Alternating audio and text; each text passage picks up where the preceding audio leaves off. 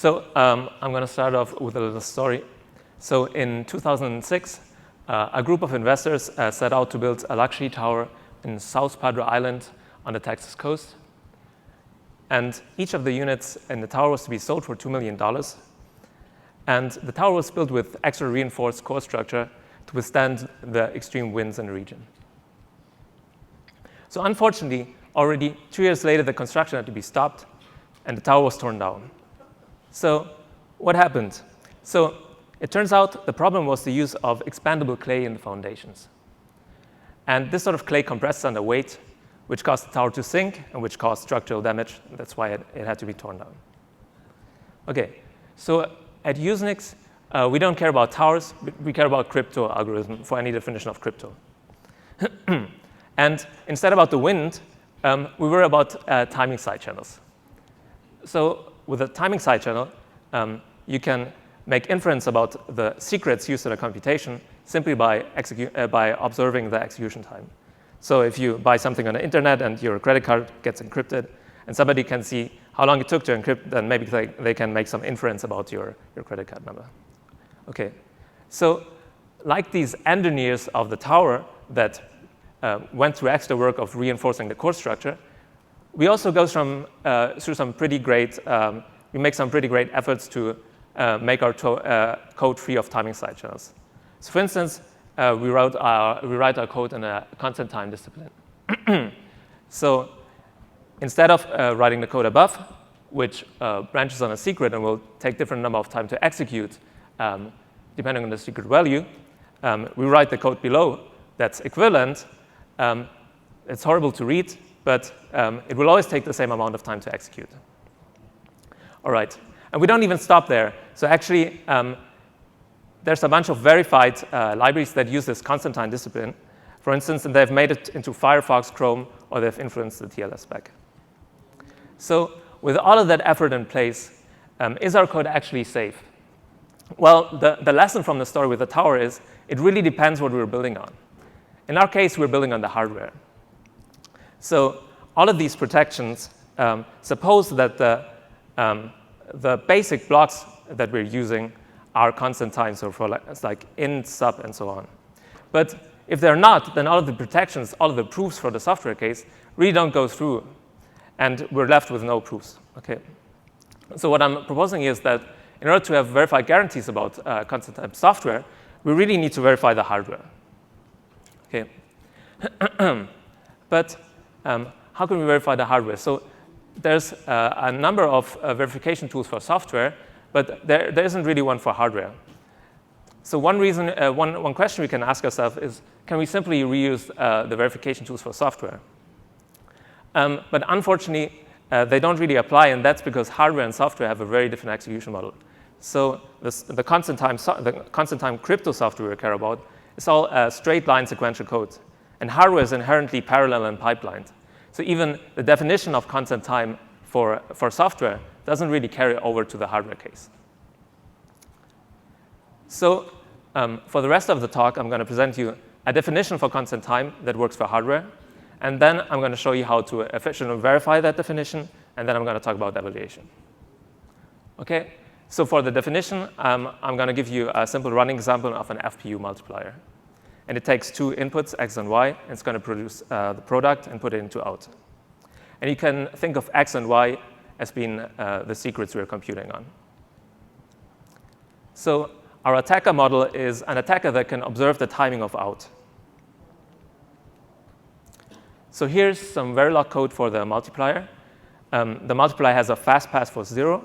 So if one of the operands is 0, it's going to produce a result right away. And otherwise, it's going to go through some slow path. Let's go through the code. So if one of the operands is 0, the is0 flag is set. Then in the next cycle, using this asynchronous assignment, we're going to assign 0 to the output. And if is0 is not set, then we will compute the result through some slow path, put it into this temporary register FLP res, and then assign this temporary register to out. And I'm leaving out stuff like input ready, output ready bits because they're not relevant. So how do we show that so clearly the multiplier is not constant time, but how do we show it? So we need a definition that a tool can use to actually prove or disprove the constant timeness. So it turns out for hardware, even the notion of time is kind of hard to come up with. So let's look at a simple pipeline computation. So we have a 3-stage pipeline. We have this blue instruction, the pink one, and the yellow one. And so the blue instruction starts in stage 1, goes to stage 2, and then to stage 3. So you would think maybe the timing of the blue instruction is just 3, so that's easy.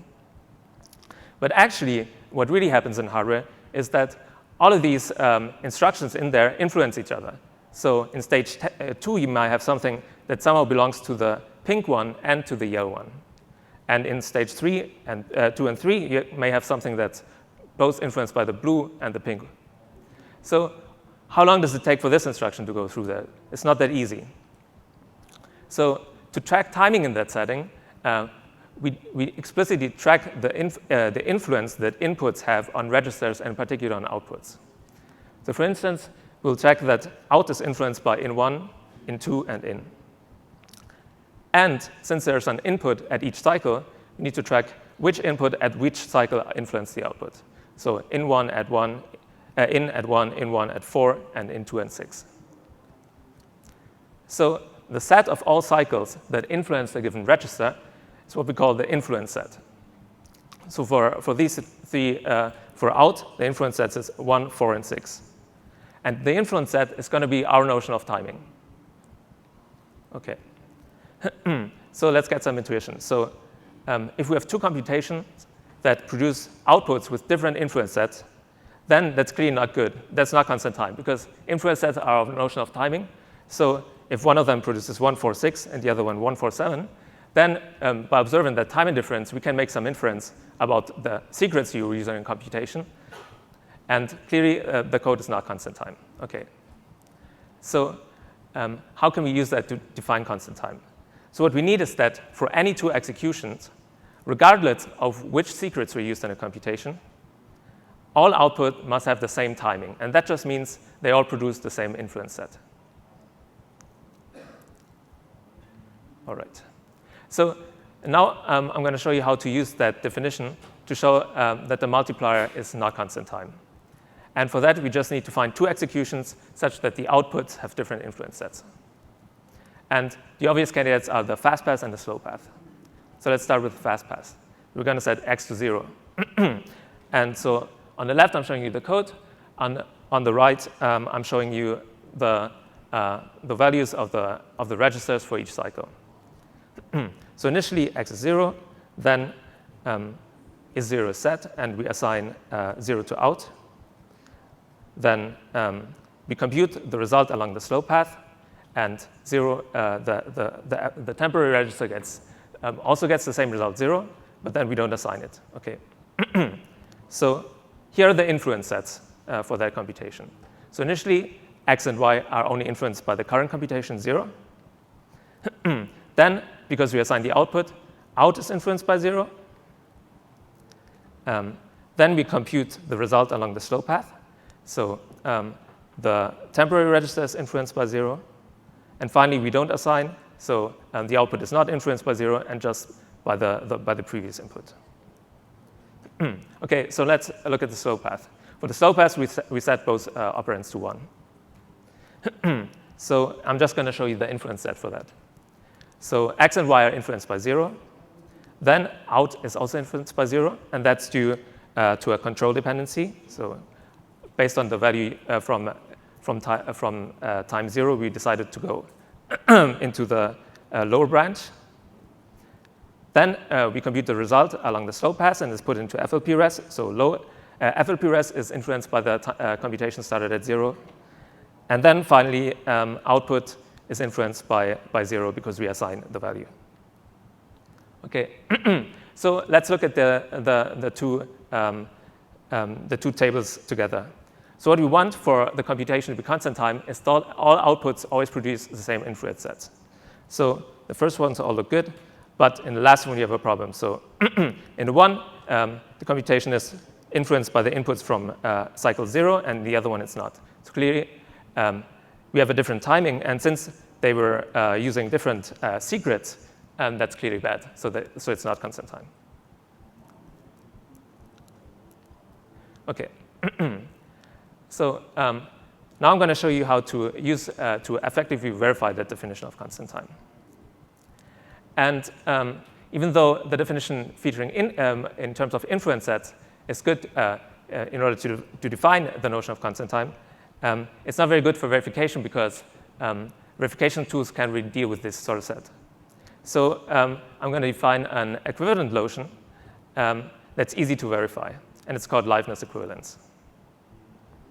So a register is t-live if it's influenced by an input from cycle t. And that just means that t is in the influence set of x. So then two executions are liveness equivalent if for all outputs that occur, they're t-live equivalent for all t. OK, so these notions are equivalent, and so we can also use liveness equivalence to show that the multiplier is not constant time. So let's do the fast pass first, and I'm going to show you the liveness next to the code. So initially, x and y are live. Then the output is live because we assign 0. Then the temporary register is live because we compute along the slow path. And then the output is not live because we don't assign the result. So in the slow path, both inputs are live in the first cycle. Then we assign the output is live because of the control dependency. Then the temporary register is live because we compute along the slow path. And then the output is live because we're assigning. Okay, so let's look again at the two together. So for it to be liveness equivalent, all of the liveness bits for the output need to be the same. They're the same for the first ones, but then we run into the problem. Because in one, the output is live, and the other one, it's not. OK, so now we want to use liveness to actually verify the FPU. But for that, we first need to fix it because it's not constant time. So we're going to introduce a constant time mode, similar to what ARM did in its data-independent timing instruction. So it's a processor mode that's going to make sure that it always takes the same amount of time. So, so here we introduce this extra case. So if the CT bit is set, we're always going to take the slow path. So now we want to verify that the multiplier is constant time if CT is set. So now I'm going to show you how we actually verify in the tool. So the trick that we're using is we're tracking liveness to an extra bit that we instrument into the program. So here, we're going to instrument an extra liveness bit for each register. So for instance, is 0 liveness? So is 0 is live if either x is live or y is live. OK, and we're going to do the rest for the rest of the program. And then remember, liveness equivalence means that for any 2 runs of the programs, the output needs to have the same liveness bit. So we need 2 runs of the programs. That means we need to make two copies of the program. And now, since the outputs need to have the same liveness bits, we just have to show that out live in the left program is always the same as out live in the right program. And that's very easy. That's just a simple assertion, and we can use existing tools and verifiers, fast verifiers, to just check that. OK, so finally, I'm going to tell you about our evaluation. So we've implemented our tool, our method, and implemented in a tool called Iodine. It takes Verilog and a set of assumptions, and then it produces an intermediate language representation. So the idea is to allow us to be modular and compile other things than Verilog. And then we generate verification conditions that, and then show that it's either constant time or we find a violation. So importantly, you don't have to supply the proofs by hand, but actually our tool is going to find the proofs automatically. OK, so I want to answer 3 questions. So what can we verify with Iodine? What's the annotation burden, and how efficient is it? So to see what we can verify, we downloaded some cores from GitHub and OpenCores. So we did 2 simple CPUs. And we're able to show that under reasonable assumptions, they're constant time. So you don't have to just verify the whole CPU, but you can also zoom in to just a part, like ALU or the FPU. And we also have 2 FPUs and an ALU. So the first FPU and the ALU, we were able to show them constant time under reasonable assumptions. And the FPU has various fastpaths, and so it can never be constant time. But what I want to say is that that's not necessarily a bug, but maybe so we've just pulled random projects off the internet. So maybe these people weren't writing this FPU with constant time in mind. Okay. So finally, sometimes maybe you want to offload your computations to a crypto core. So we also verified 2 crypto cores, one SHA-256 and one RSA core. And so the RSA core has a timing side channel, so it uses Montgomery multiplication. Okay. So what's the annotation burden when using Iodine? So we don't prove constant time unconditionally, but we prove it under assumptions on the circuit. And the 2 assumptions we make is that certain things are public, so they're not influenced by secrets, and that certain registers are being flushed on each context switch. So for instance, for the CPUs, we assume that instructions are public. So that means we don't branch on secrets, that memory access patterns are public, and resets bits are public. So these are the kinds of assumptions you get when you verify your software with a constant time verification software tool, and then you can thread them through and use them to use our tool to get end-to-end guarantees. So annotations, most of them are flush annotations. There are some public annotations. There's a bunch of them, and it's quite painful. But actually, since we did this work, we also were able to infer these annotations automatically, so now you don't have to write them anymore. So finally, how efficient is Iodine? It's pretty fast, so checking time is under 12 seconds for all of them. And so we hope we can scale it up.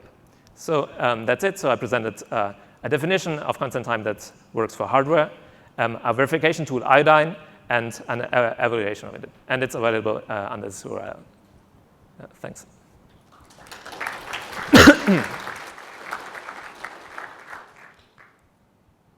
Questions? I have one. Did I understand that there are actually instructions now in modern CPUs that will do arithmetic in constant time? Oh, yeah. I mean, it makes sense. There are a trillion transistors in them. They might as well throw in a few more instructions. Cool, I didn't know that. I mean, it's been over 20 years since the Kocher attack. It's about time. If you have come on up to the microphone, name and affiliation, ask your question. Hi, Gada Dusuki from TU Darmstadt. I was wondering if you've looked at the information flow tracking. There's work done on information flow tracking approaches at gate level or at register transfer level that also attempt to capture timing channels and so on. But I'm not sure, how does your work compare to them, or have you compared the time it takes to do the actual verification? Okay. So the question is how we compare to, like, if I understand correct, like information flow tracking at the gate level. So for instance, there's like a SAC Verilog, which will where you will write they have a type system that has security labels. And so I guess the difference is that their method is more of a it's more useful when you build your software from new, so you write everything in their formalism. So our focus is more taking existing projects and then verifying the existing projects, finding assumptions under which it's correct. There's also other differences. So for instance, we don't enforce IFC, so we only care about timing at the clock level, and they enforce IFC, and through IFC they get timing freedom. Okay. Okay, thank you very much.